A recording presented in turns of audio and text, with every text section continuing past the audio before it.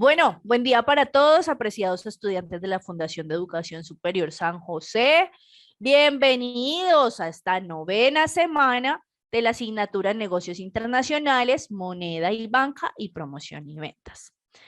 Para la clase de hoy vamos a tener un acercamiento a la oferta, demanda y mediación. Veremos tasas de interés y el equilibrio en el tipo de cambio y el concepto de paridad en el poder adquisitivo. Bueno, veremos un repasito del mercado de capitales, veremos algo sobre las euroacciones, ejemplos aplicados y conclusiones. Bueno, hemos escuchado a lo largo de las clases y hemos hablado que para que exista un mercado, ¿sí? Debe existir una oferta, debe existir una demanda, hemos hablado de las tasas de interés, pero no hemos profundizado en qué son.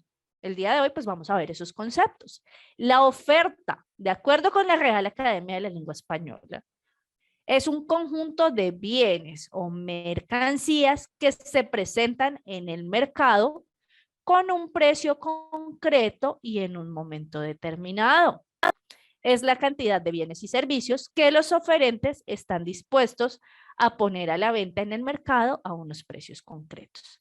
Básicamente, la oferta son bienes, productos o servicios que una persona va a vender, ¿sí? Que va a sacar en el mercado. ¿Para qué? Para que exista otra persona que los compre. Entonces ahí es donde nos sale el concepto de demanda. ¿Qué es la demanda? Es una cuantía global de las compras de bienes y servicios realizados o previstos por una colectividad. Es la solicitud para adquirir algo o es la cantidad total de un bien o servicio que la gente desea adquirir. Entonces, ya creo que nos queda un poquito más claro el concepto, ¿no? Entonces, la demanda, la oferta, ¿qué son? Los productos o servicios que encontramos. Y la demanda son las personas o la capacidad que tienen esas personas. ¿Para qué? Para poder comprar estos productos que están ofreciendo. Y obviamente, las personas que demandan esos productos que tienen un capital para poderlos adquirir. Tasas de interés. Hemos hablado también en algunos casos de las tasas de interés, pero no hemos visto qué son. ¿Qué es? El tipo de interés o la tasa de interés es el precio del dinero, es decir, el precio a pagar por utilizar una cantidad de dinero durante un tiempo determinado. Su valor indica el porcentaje del interés que se debe pagar como contraprestación por utilizar una cantidad determinada de dinero en una operación financiera. Básicamente la tasa de interés, ¿qué es? Como su nombre lo indica, es pagar de acuerdo a una tasa que está establecida por cierto dinero. Entonces, pongamos el ejemplo de las dos partes. Resulta que yo presto dinero al 10%, ¿sí? Si yo presto 100,000 pesos y mi interés es el 10% mensual, ¿cuánto me debe dar la persona a la que yo le presto el dinero? Presté 100,000, digamos, presté 100,000 en septiembre. En octubre ya me deben pagar el primer mes de interés. ¿Cuánto me debe pagar la persona de intereses por los 100,000 pesos que yo le presté al 10%?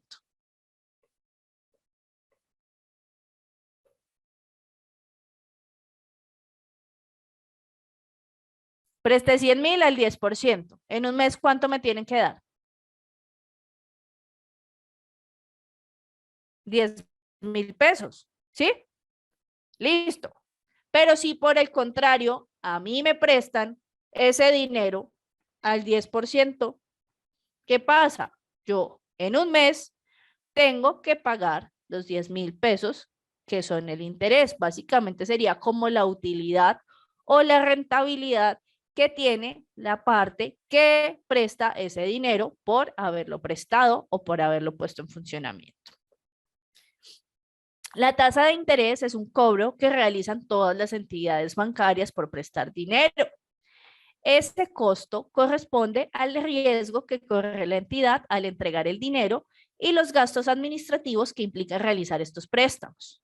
Se supone que los bancos a nosotros nos pagan interés por el dinero que tenemos en las cuentas. ¿A quién de ustedes les llega, o bueno, los que de pronto acceden a sus plataformas de los bancos, a ustedes el banco les paga interés por el dinero que ustedes tienen ahí? ¿A cuántos, por ejemplo, les aparece en el extracto pago por intereses? ¿A ninguno?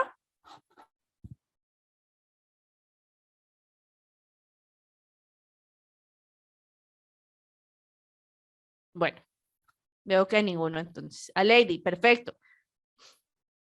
Ok. Bueno, a Lady que le aparece. ¿Cuánto a Lady Hueso? ¿Cuánto le aparece, por ejemplo?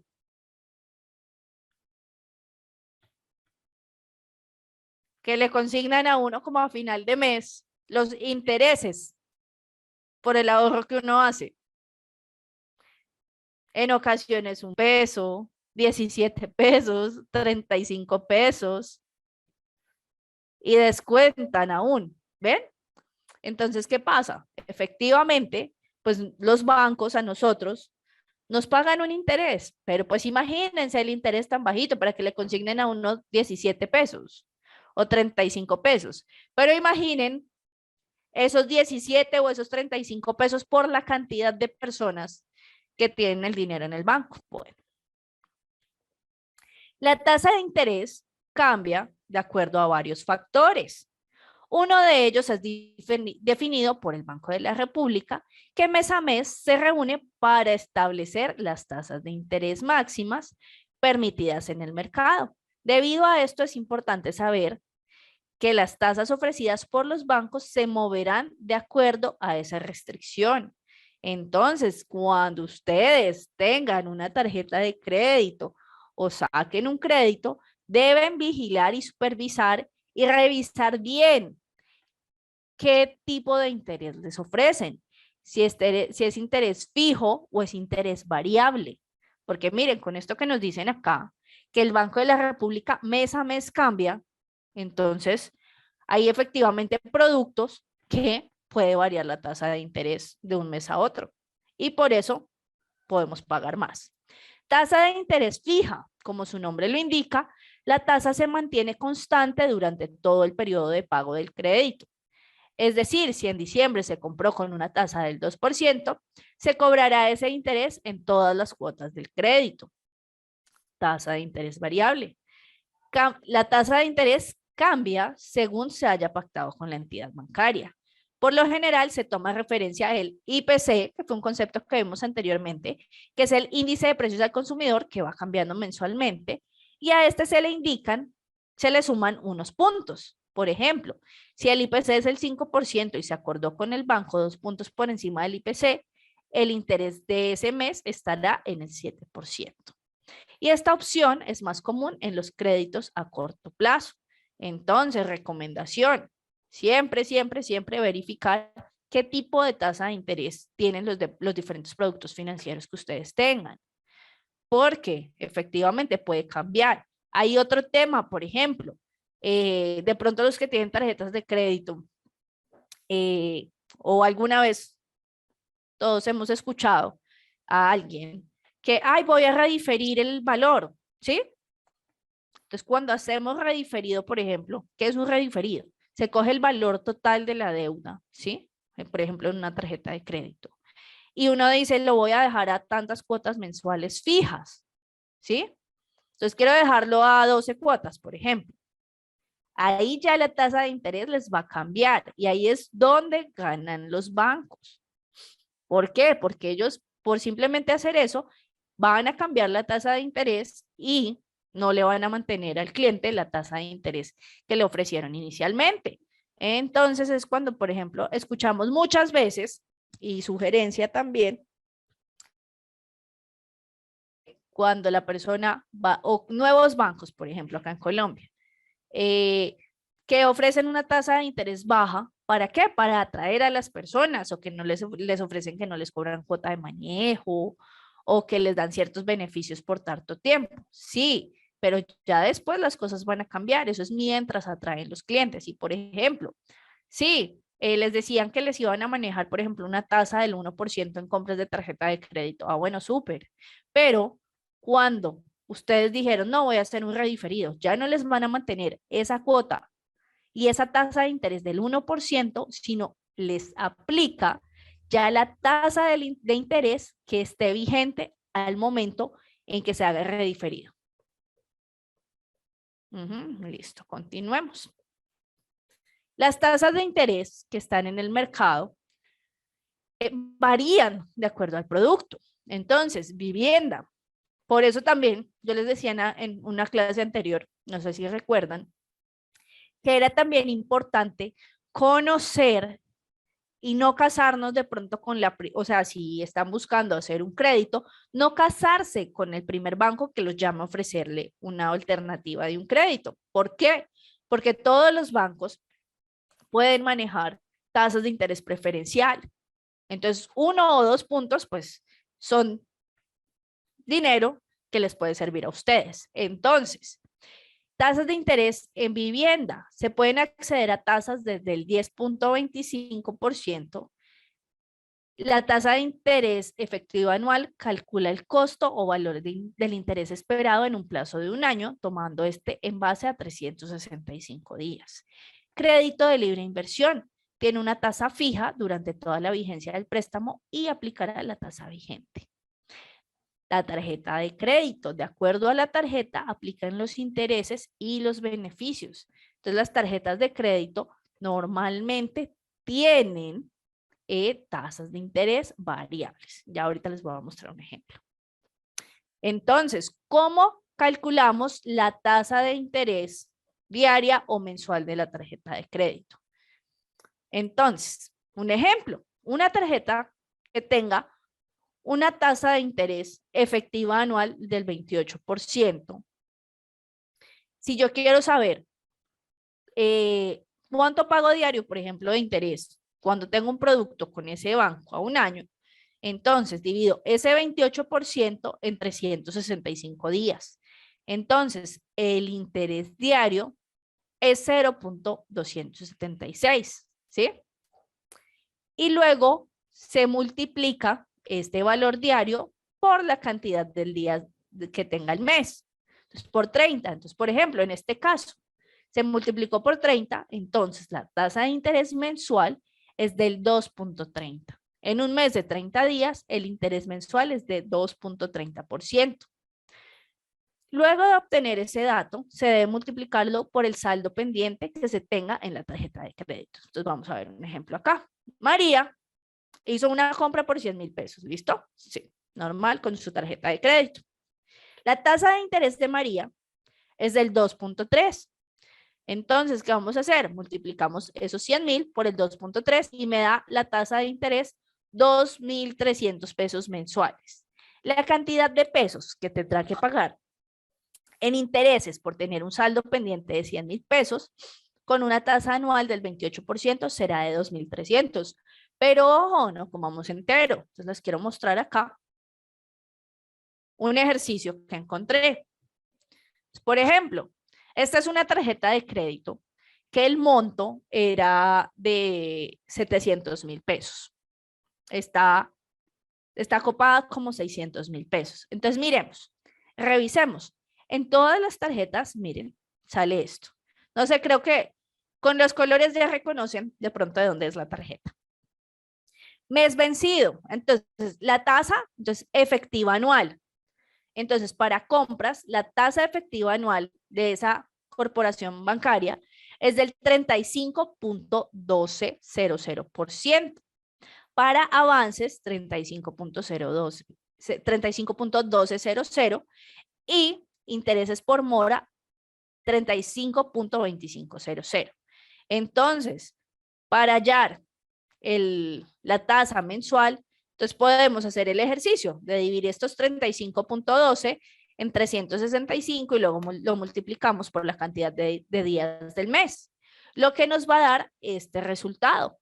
Entonces, mensual, pero ojo, Esta tasa fue para septiembre, para octubre puede que me cambie.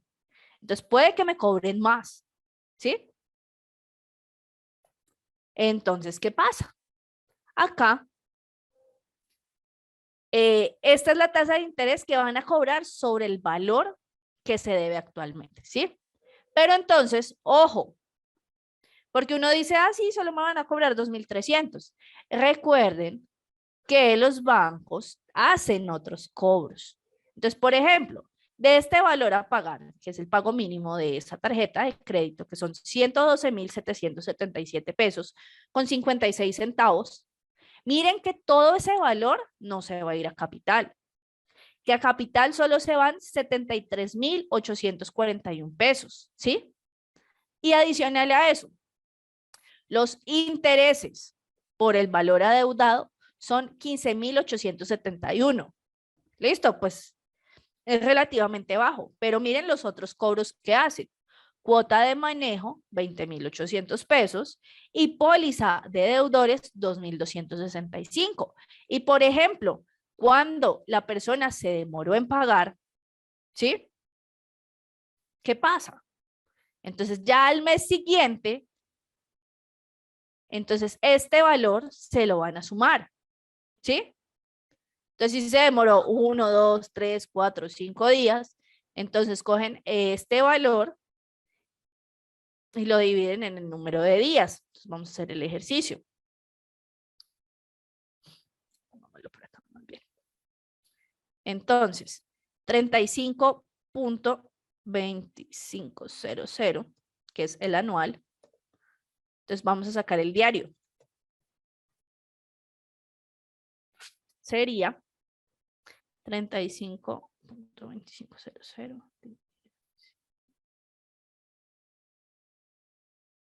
dividido en 365. El diario, el interés diario sería 0,096. Entonces, por cada día que la persona se demore en pagar, súmele ese otro interés. Entonces, toca revisar todo eso, muchachos. Las cuotas de manejo, porque eso es otro valor que efectivamente va subiendo. ¿Sí? Que obviamente hay bancos que dicen, si usted no utiliza la tarjeta de crédito, no se le cobra. Ah, bueno. ¿Sí? La única forma de que a ustedes no les cobren intereses por compras con tarjetas es que lo difieran a una sola cuota. Y en ese caso que lo difieran a una sola cuota, igual les va a llegar la cuota de manejo y la póliza de deudores. Otra cosita, ojo, porque en ocasiones, ¿qué pasa? Les cobran, por ejemplo, cuando les entregan, son nuevos y les entregan la tarjeta de crédito, les cobran el plástico o les cobran, ¿qué otra cosa? Los seguros, que en ocasiones los llaman, que es que queremos ofrecerle un seguro. Y por cualquier cosita que usted diga sí o afirmativa, si usted diga no me interesa el seguro, hay muchas entidades que han recibido muchas demandas de ese tipo. ¿Por qué? Porque con que la persona simplemente diga sí, ya ellos lo toman con que está aceptando el seguro y le meten esos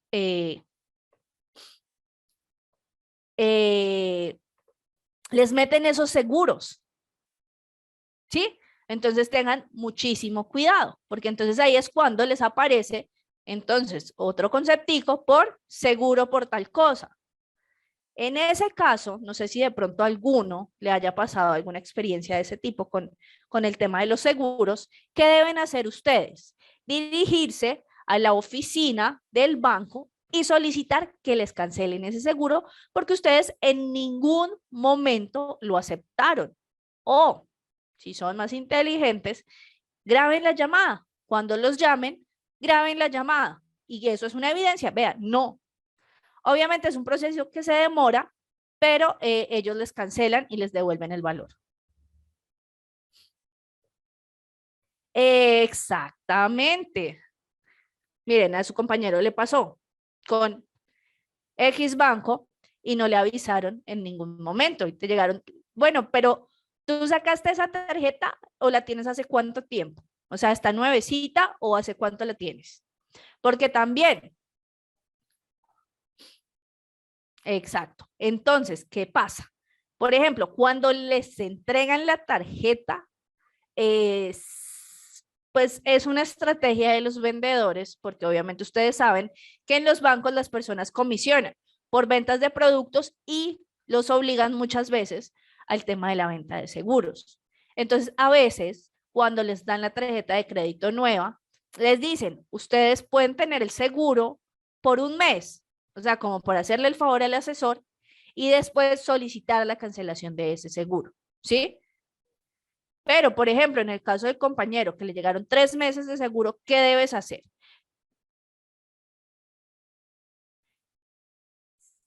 Pero no, ¿qué pasa? Ojo, porque esa es la estrategia que utilizan los bancos. La cancelaste 2 años y la volviste a sacar. Claro, como está nueva, ellos siempre te van a meter ese seguro por 3 veces. Ese banco es así, siempre. Entonces, ¿qué puedes hacer tú? Llama y solicita. Si te dicen que no, listo, pues di que vas a cancelar la tarjeta. Esa es otra estrategia, muchachos.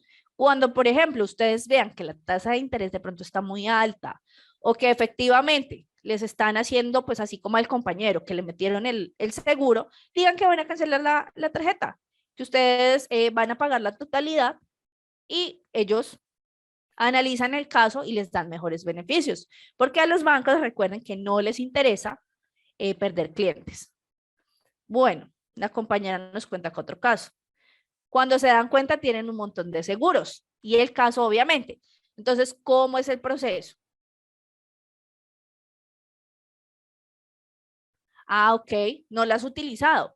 Entonces, ¿qué puedes hacer? Efectivamente, pones la queja, dices que no la utilizaste y que te están cobrando un seguro que tú nunca pediste y nunca solicitaste, ¿sí? Tienes que hacer eso, llamar, decir que vas a devolver la tarjeta y que necesitas que te cancelen ese seguro porque tú en ningún momento lo solicitaste. Si no, pasas un escrito, ¿sí? Pasas una solicitud y ¿qué debes hacer? Esperar que te respondan. Y con esa respuesta que te den, superintendencia financiera.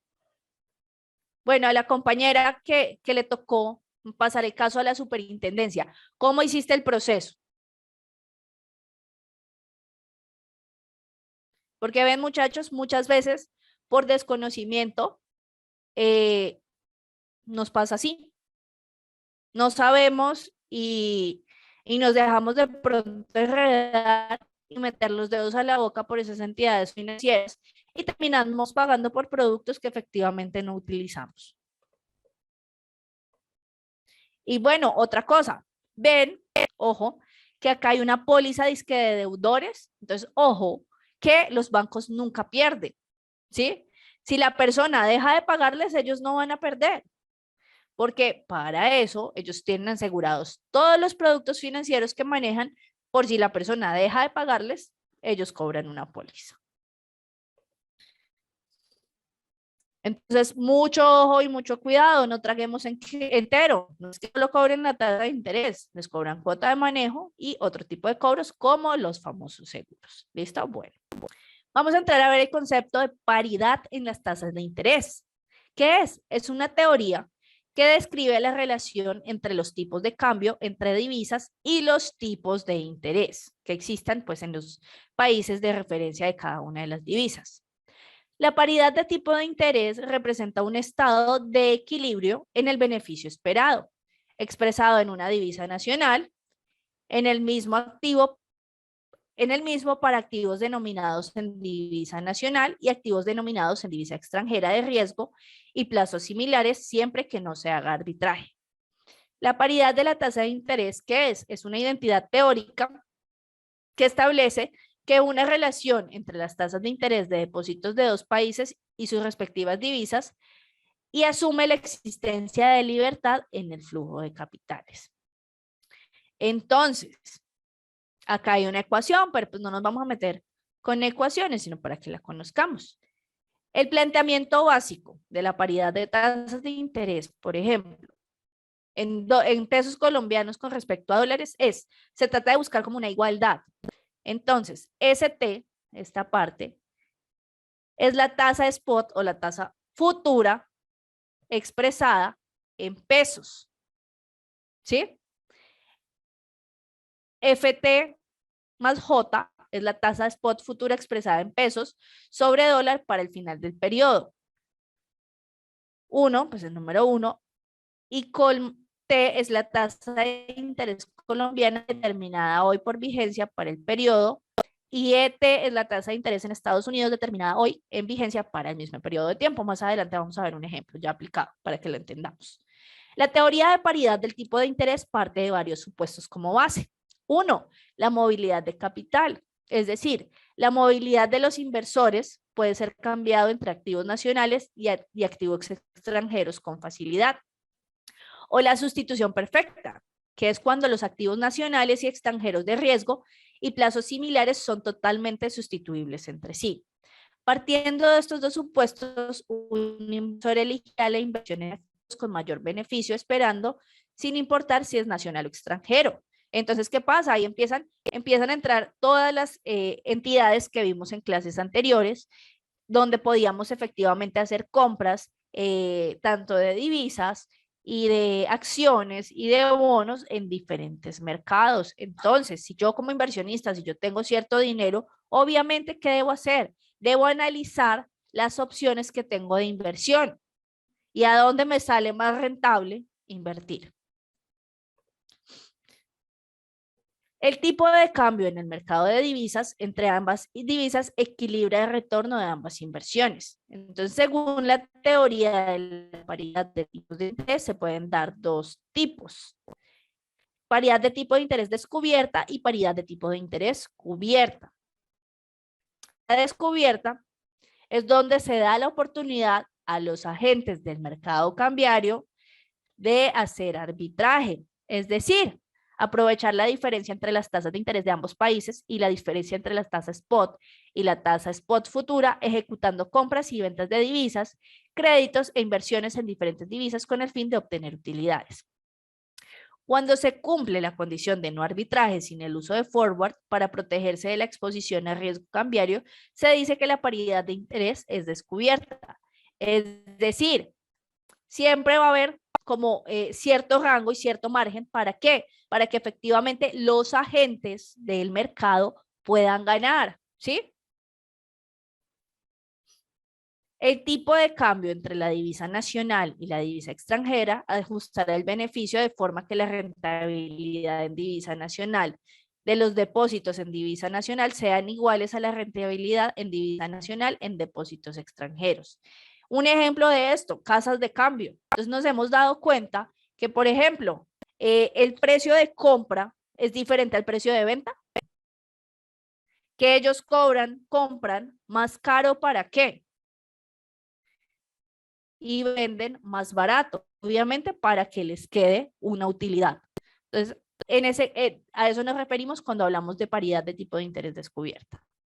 Cuando es cubierta, la paridad implica que ambos lados de la identidad deben ser iguales. Cuando se cumple la condición de no arbitraje junto con el uso de forward para cubrirse de la exposición a riesgos cambiarios, se dice que la paridad de tipo de interés está cubierta. El beneficio esperado seguirá siendo el mismo para activos de riesgo y plazo similar, sin importar si están denominadas en divisa nacional o en divisa extranjera. La paridad de tipo de interés cubierto relaciona el tipo de cambio futuro y los tipos de interés, a diferencia de la paridad de tipo de interés descubierto, que relacionaba el tipo de cambio spot al contado y los tipos de intereses. Entonces, cuando hablamos de interés cubierto es cuando, por ejemplo, nosotros compramos un bono a cierto plazo con un interés fijo, no nos va a variar, se nos va a mantener siempre en el mercado, ¿sí? Y ya sabemos cuál va a ser nuestra utilidad. Todas las relaciones que unen las tasas de interés, inflación, tipos de cambio, costos en la mano de obra en el momento en que los mercados están en equilibrio. A partir de estas se establece que los mercados de dinero y de divisas se encuentran en equilibrio. Si existe diferencia entre las tasas de interés de dos monedas fuertes, esta se compensa con la prima de futuros de la moneda más fuerte. La prima de futuros de una moneda corresponde a la tasa de crecimiento del valor de esta moneda con relación a otra. Entonces, un ejemplo, Una compra spot, entonces, un ejemplo, un poquito viejito. El dólar en el momento, el valor del dólar en el momento es de 1.900 pesos. Y se espera que el valor dentro de 6 meses sea de 2.050 pesos colombianos.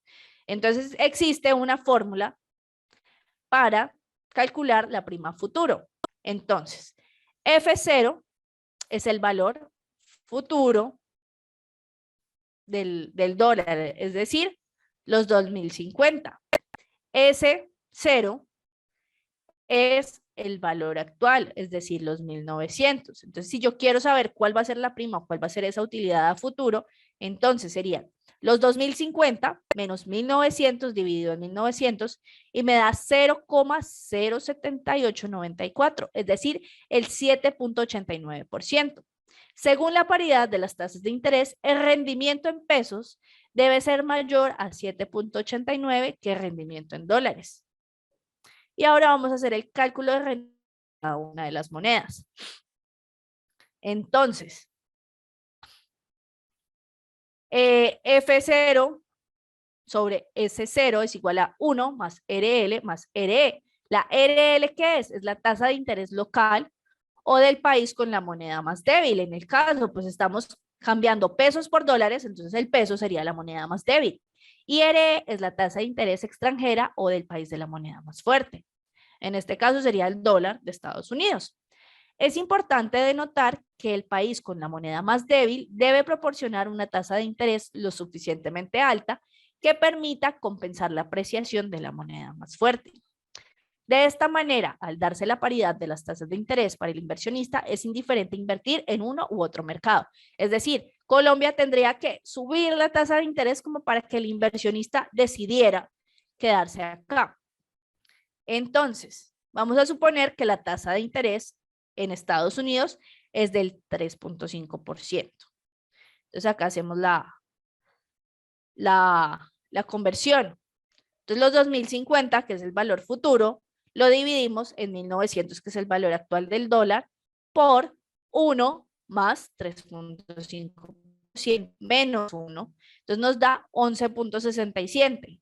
Es decir, que para que Colombia nivele el precio, por decirlo así, del dólar con respecto al peso, debe tener la tasa de interés superior a 11,67, ¿sí? Si la tasa de interés del país local es superior, el inversionista estaría dispuesto a trasladar sus recursos al país con la moneda más débil, claro, porque se da cuenta que va a pagar mayor interés que el dólar. Entonces preferiría llevar su dinero a Colombia.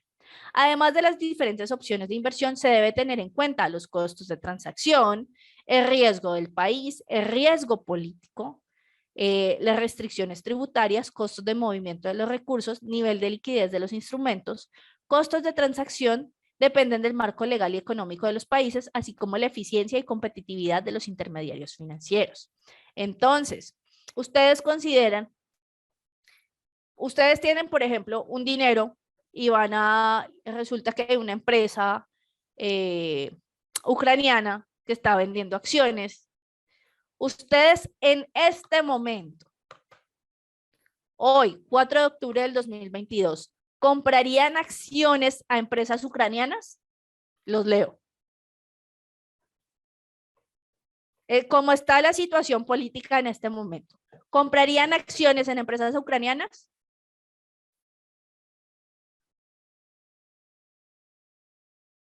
Exacto. ¿Por qué? Porque efectivamente, como todo, debemos hacer un análisis. Debemos mirar efectivamente el riesgo que tenga el país, el riesgo político. O sea, en este momento la situación como está no da para hacer inversiones. Otra cosa, sugerencia de la profe en este momento. ¿Vieron? No sé si de pronto vieron televisión o noticias. Exactamente. Si uno es arriesgado, sí, compraría barato, pero si el riesgo es muy alto, uno es una persona que no puede tomar tantos riesgos, no. Vieron el tema que Estados Unidos ya está preparando algunos misiles y que está haciendo unas pruebas en el mar. Entonces, probablemente se ponga más complicada la situación, porque entonces ahí ya entró Corea, Corea del Norte, Corea del Sur, ya se están como preparando para muchas cosas. Entonces, el aumento en las tasas de interés de Estados Unidos también se está viendo golpeado en la economía bastante. Recomendación de la profe en este momento, muchachos. En este momento tengamos la plata quieta. Si de pronto tienen inversiones por hacer, tengan la platica quieta, porque efectivamente se aproxima una crisis global dura. Adicional a eso, no sé el tema, si conozcan del tema de inversiones en finca raíz, en compra de apartamentos sobre planos. Hace 8 días les comentaba algo, que efectivamente, gracias al aumento del precio del dólar y a la caída del precio del peso, ¿qué pasa? Hay muchos insumos y muchos materiales que están demasiado costosos. Entonces ya las constructoras no les están manteniendo el precio a los compradores que juiciosos han venido pagando sus cuotas iniciales, y en muchos casos les piden a los compradores que tienen que pagar mucho más del valor que les habían cobrado inicialmente. Entonces son muchas cosas que deben analizar los que de pronto quieran hacer algún tipo de inversión en este momento.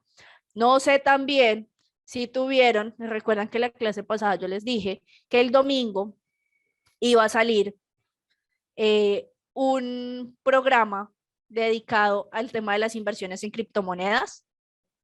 No sé si de pronto alguno tuvo la oportunidad de verlo, que el programa fue bastante interesante, porque efectivamente muchas contaron casos de muchas personas. Voy a buscar ahorita el enlace y si algo se los dejo para que lo vean. De muchísimas personas. Sí, sí, Natalia. Voy a buscar a ver si encuentro el programa para que lo vean. Muchas personas invirtieron el dinero de su vida y perdieron. Y lo que veíamos en un videito en una clase anterior, que si ustedes van a hacer una inversión, traten que la inversión que hagan sea con dinero que a ustedes les sobre, no endeudarse para hacer inversiones. ¿Por qué? Porque ustedes saben que hay probabilidad de que las cosas salgan bien y hay una probabilidad de que las cosas salgan mal. Imagínense que las cosas salgan mal y ustedes endeudados, la idea es que si ustedes van a, les toca efectivamente, ahí se me fue la paloma, muchacho. eh, si van a invertir y eso con dinero prestado, no lo hagan. Si les sobra dinero, sí inviertan. Con dinero prestado, no es recomendable, porque efectivamente pueden perder. Sí, Natalia, perfecto. Sí, lo que pueden hacer sería de pronto esperar que baje un poquito el dólar y comprar dólares, porque el precio va a seguir aumentando, ¿sí? Entonces sería mirar, analizar bien las estadísticas de cómo ha sido el comportamiento y de pronto un día que baje un poquito, comprar, porque efectivamente el precio del dólar va a seguir subiendo. Por acá, si se trata de compra de equipos, pero es que, bueno, sí, porque se puede decir que el dólar va a seguir subiendo, entonces si debe hacerlo con urgencia, sí es recomendable que lo compre. Y tenía una conocida víctima de esos incrementos. Tenía un plan de estudios en el extranjero y hoy le tocaría volver a pagar casi todo otra vez. Pero, ¿en qué condiciones? ¿Le cobraron el doble o...? Ojo, porque es que también ahí depende de los contratos, muchachos, como todo. Siempre debemos leer la letra pequeñita, porque efectivamente hay lugares y hay empresas que obviamente uno entiende, se ven afectadas por la crisis, claro, pero toca leer bien la letra chiquita para que efectivamente no les toque pagar el doble, como el caso de la prima del compañero. Listo. Equilibrio en el tipo de cambio. El equilibrio en el mercado de divisas se da cuando se iguala la oferta y la demanda de los instrumentos financieros en cada una de las divisas. Cuando se presentan variaciones en este nivel, se presentan flujos internacionales de capitales o capitales golondrinas. El mercado de divisas está en equilibrio cuando los participantes desean mantener como activos la oferta existente de depósitos denominados de cualquier divisa. Cuando se iguala la oferta y la demanda de depósitos en todas las divisas, se fija el tipo de cambio. Esto es lo que provoca que los participantes del mercado deseen mantener o no sus activos. La participación del gobierno de Colombia en la estabilización es exclusivamente del Banco Central, es decir, del Banco de la República. Paridad del poder adquisitivo. El poder adquisitivo, recuerden, que es como la capacidad que tenemos para adquirir o para comprar. Comprende la cantidad de bienes y servicios que se pueden adquirir ante un ente económico con una suma de dinero determinada o por los ingresos que tiene el mismo. ¿Sí? Entonces, miren por acá esta imagen tan chistosa, ¿no? Lo que dice ahí.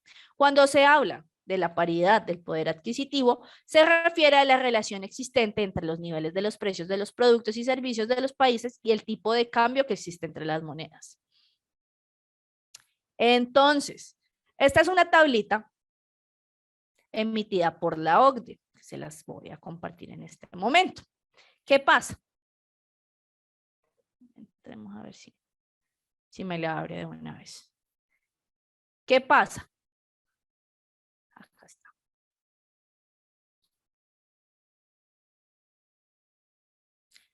¿En qué consiste esa tablita? Las paridades del poder adquisitivo efectivamente son las tasas de conversión de moneda que intentan igualar el poder adquisitivo de las diferentes monedas, eliminando diferencias en los niveles de precios entre países. Canasta de bienes y servicios tasados es una muestra de todos aquellos que forman parte del gasto final, como consumo final de los hogares y del gobierno, formación de capital fijo y exportaciones netas. Este indicador se mide en términos de moneda nacional por Estados Unidos. Listo. Entonces, miren, acá nos aparecen muchos países. Listo. Vamos a ver, por ejemplo, entonces, en relación de el peso colombiano con respecto al dólar, como con cuánto es que puede vivir una persona de cierta manera. Entonces vamos a ver, en Colombia, en el año 2000, se podía vivir con 742.411 pesos. 2001, 779. 2002, 819.000 pesos. 2003, 879.000 pesos. 2004, 923.000. Y vemos que va avanzando. Ya en el 2007 subió a 1.011.637 y sigue subiendo. Obviamente, vemos que sigue aumentando, aumenta. Y el último fue en el 2020. 1.352.789. ¿Por qué? Porque efectivamente hemos visto y nos hemos dado cuenta que el peso, bueno, que la calidad de vida ha aumentado debido pues al tema inflacionario, ¿sí? Debido al cambio en los diferentes precios de los productos, debido a problemas internos, entonces efectivamente nos damos cuenta que es mucho más costosa la vida que hace 22 años, que hace 22 años se vivía con 742.000 pesos, ahora ya no. Y entonces, espérenme que hay, me enloqueció esto. 2020. 2020, ¿cuánto era el salario mínimo? ¿Ustedes recuerdan? Era menos de 1.000.000. El millón vino a ser este año, ¿no? Entonces, imagínense, si este era como el valor, como mínimo para vivir, las personas que ganaban menos de eso, ¿qué tenían que hacer? Sacrificar muchas cosas o en ocasiones tenían que aguantar hambre o buscar otros medios de generación de ingresos. ¿Listo?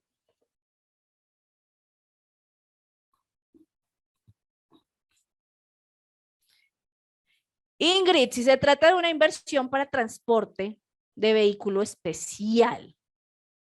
Pues Ingrid, tendrías que analizar, tendrías que mirar el valor y el tema de los costos de importación. Ah, bueno, mira, John Hader nos dice, salario mínimo del 2020, 980,000 pesos, ¿ven? ¿Y cuánto era el costo de vida? 1.352.000, ¿sí? Entonces, efectivamente, nuestro país siempre ha estado como en un desnivel. Ingrid, en ese caso, ¿qué tendrías que hacer? Si vas a poner a producir el vehículo, podría ser una buena inversión, ¿sí? Si cuentas con todos los permisos y eso para transporte especial, podría ser. Y debes mirar, pues efectivamente, las negociaciones. Trata de negociar de pronto con el concesionario, con la empresa que te va a traer el vehículo, a crédito con el banco. Analiza, solicita varias cotizaciones en varios bancos y mira las diferentes alternativas. Lo puedes hacer por leasing o por crédito de libre inversión y mira por dónde te sale una tasa de interés menos alta. ¿Listo? Bueno, continuemos. Sí, recuerden que los bancos tienen varias alternativas de crédito. Entonces, dependiendo del tipo de producto, como veíamos ahorita, es la tasa de interés. Entonces, analiza varias opciones financieras, ve a varios bancos y analizas qué opciones te dan ellos para hacer tu compra. Bueno, continuemos. Entonces, si quieren detallarlo, pues lo pueden detallar a profundidad. Ahí les queda el enlace. Dentro de la paridad del poder adquisitivo vamos a encontrar la ley del precio único, que es, muestra la relación entre el tipo de cambio y los precios de los productos individuales. Se fundamenta desde el hecho de que al no existir costos de transporte ni barreras comerciales, los productos idénticos deben tener el mismo precio en los diferentes países. Entonces, por ejemplo, está ahí el ejemplo, ¿no? Que una camisa cuesta $20 y la tasa de cambio a hoy está en 4.532 pesos. Entonces, en Colombia, producir una camisa nos cuesta $20, multiplicado por eso. Es decir,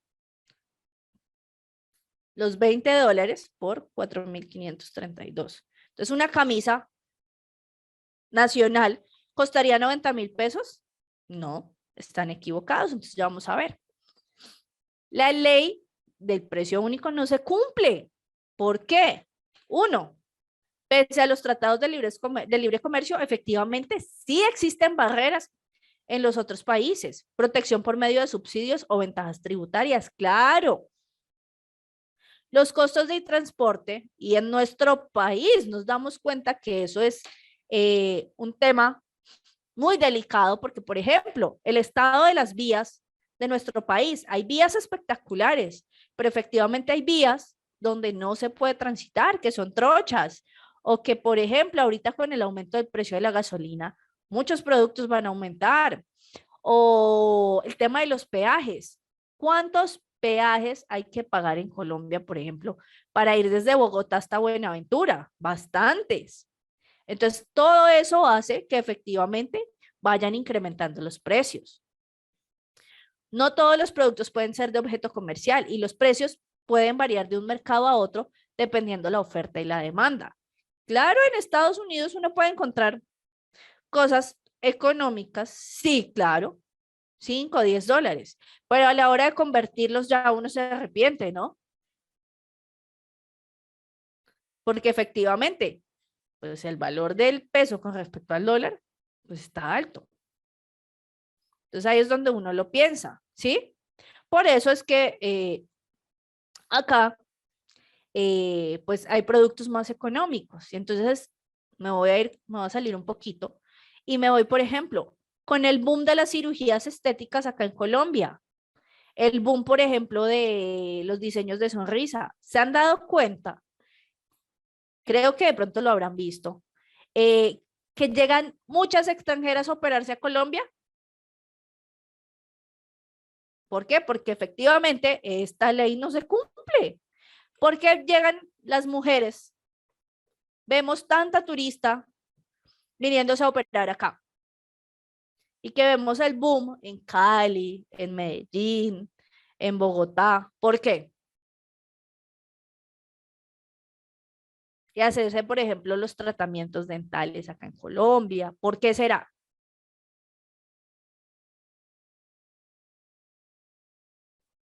Los leo.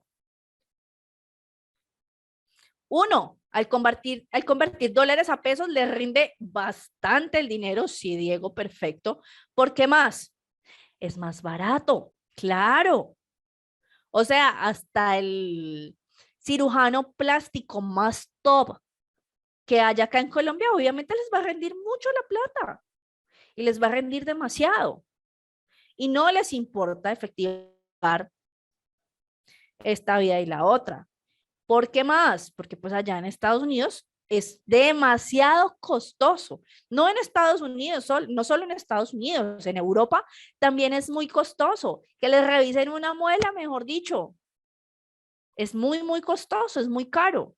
Y acá, pues gracias a Dios, hay muchos, muchos, muchos cirujanos y muchos odontólogos que ya son muy famosos a nivel internacional por los buenos trabajos que hacen. Obviamente, también hay casos de cosas no tan buenas, como todo, ¿no? Pero sí se van posicionando y, por ejemplo, muchos cirujanos no le trabajan a colombianas, simplemente le trabajan a extranjeras porque pueden pagar más por esos servicios. Y por una modelito extranjera que venga y se opere acá, regala bola. El tema de los dientes. ¿Cuántos de ustedes tuvieron brackets? Alcen la manito los que tuvieron o tienen brackets. 1, 2, 3, 4, 5 conmigo. ¿Qué pasó? Ustedes recuerdan que efectivamente uno se ponía los brackets y tenía que durar. Hay gente que ha durado 8 años máximo, o hay gente que ha durado más años. ¿Para qué? Para tener uno de los dientes medio presentables, derechitos. Ahora ya no, con el aumento de la tecnología, entonces las carillas ya ni siquiera ponen brackets ni nada, sino vienen a que están las carillas. Y eso también es un boom y es un negocio que está en furor acá en Colombia. ¿Sí? Entonces efectivamente vienen, se hacen sus tratamientos y aprovechan y van de vacaciones porque les rinde más el dinero. Y nuestro país se ha posicionado en esa parte. Incluso he visto por ahí, gracias John Hader, 12 peajes de Bogotá a Buenaventura, imagínense, 12. Y dependiendo del tipo de vehículo, así mismo es el valor que les cobran. Pues nos damos cuenta que efectivamente eso hace que aumente. Por ejemplo, que vaya un tractocamión cargado. Voy. Que vaya un tractocamión cargado, por ejemplo, que sean 40.000 en promedio por cada peaje. 40.000 por 12, sean 480.000 pesos más que debe pagar solo de ida y de vuelta. ¿Qué? Ven que todos esos gastos y esos costos van incrementando y van aumentando. Tiene que ver los costos de los insumos para odontología también. Claro, todo eso afecta, todo eso tiene mucho que ver. Y Colombia ya se está convirtiendo efectivamente en una potencia en los temas de la salud y estética. Las uñas, las niñas que tengo conectadas. Hay muchas que efectivamente, sagrado, cada 15 días o cada 20 días van a hacerse sus uñas. Acá es económico. En otros países es extremadamente caro. Entonces, por eso cuando vienen acá se hacen de todo, porque es más económico. El boom de las cejas, de las pestañas, micropigmentación, bueno, todo eso también se ha ido aumentando. Y otra cosa, he escuchado también que ya venden como los paquetes.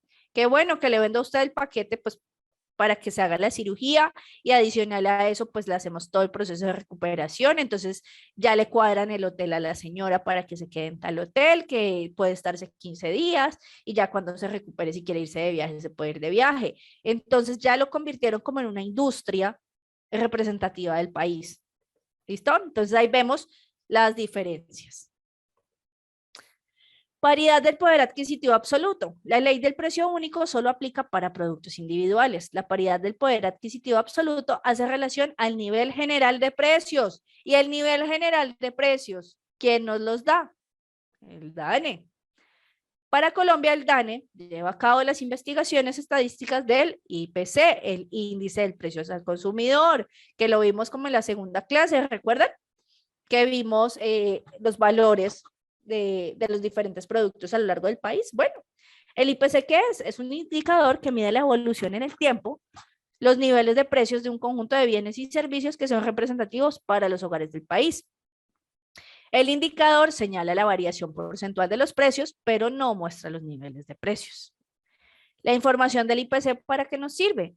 Para el cálculo de la pérdida de poder adquisitivo de la moneda, ajuste de los estados financieros o ajuste salarial y análisis del comportamiento de la economía. Ahora, bueno, ya se nos está aproximando una época en donde ustedes saben que por ahí a partir del otro mes ya empiezan a reunirse las asociaciones de trabajadores y ya empieza la puja por el salario mínimo, ¿no?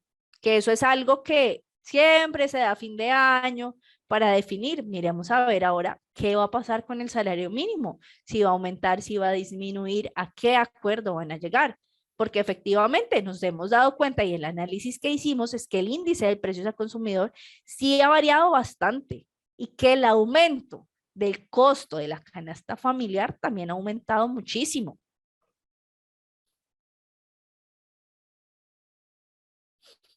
Y dice acá, según artículo de RCN, se da por varias razones: preparación de los médicos, calidad de los elementos y equipos y un buen precio del dólar frente al peso. Exacto. Muchos, como les digo, muchos médicos, cirujanos, estéticos, ya no operan a colombianas, operan solo extranjeras. ¿Por qué? Obviamente. Les pagan hasta en dólares. Es un cirujano, no, o sea, no va a perder. Bueno, en consecuencia, según la paridad del poder adquisitivo, el tipo de cambio entre dos monedas se puede establecer como el cociente entre los niveles de precios de los países. Un ejemplo, si una familia en Estados Unidos vive con $1,000 en un mes a un precio del dólar de 2,000 por cada dólar, la misma familia requiere de 2 millones para vivir al mismo tiempo en Colombia. ¿Verdadero o falso? Pues ojalá fuera así.